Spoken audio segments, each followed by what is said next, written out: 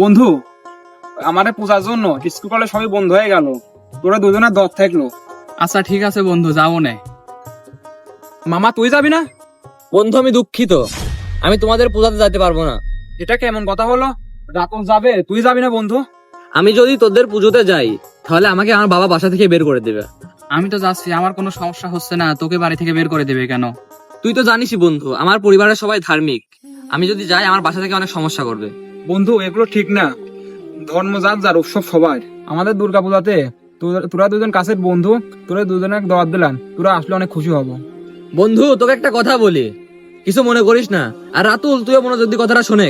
আমাদের যখন ঈদ উল ফিতর, ঈদ উল আজহা আসে তখন তোরা কই থাকিস?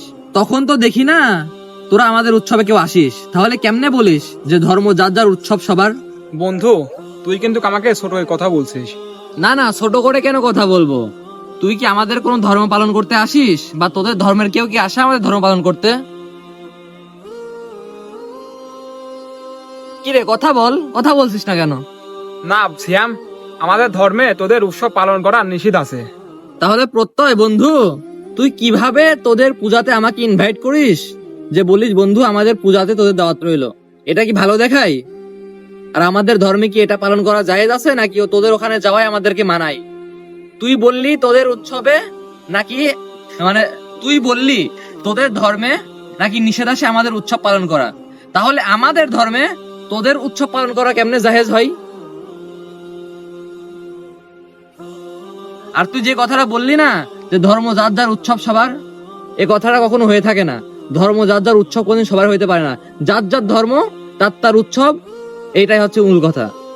বন্ধু তুই কিন্তু আমাদের বন্ধুত্বটা নষ্ট করার চিন্তা ভাবনা করছিস। আমি ভালো মনে তোকে বললাম, তুই আসলে আয়, না আসলে না আয়, তাই বলে কি এভাবে বলবে আমাকে? প্রত্যয়, আমি আর বেশি কথা বাড়াতে চাচ্ছি না। আমার দ্বারাই তোদের উৎসবে যাওয়া সম্ভব না। আর তোর যদি ভালো লাগে তুই যাস, না হলে না যাস। আমি ভাই গেলাম। ধর্ম যার যার, উৎসব সবার, এই কথার মোহে পড়ে তুমি যেও না পুজোর মণ্ডপে। মুসলিম হয়ে জন্ম নিয়ে পুজোর মণ্ডপে গিয়ে ঢাক ঢোল পিটিয়ে তুমি কি জবাব দেবে রোজ হাসরে প্রভুর কাছে?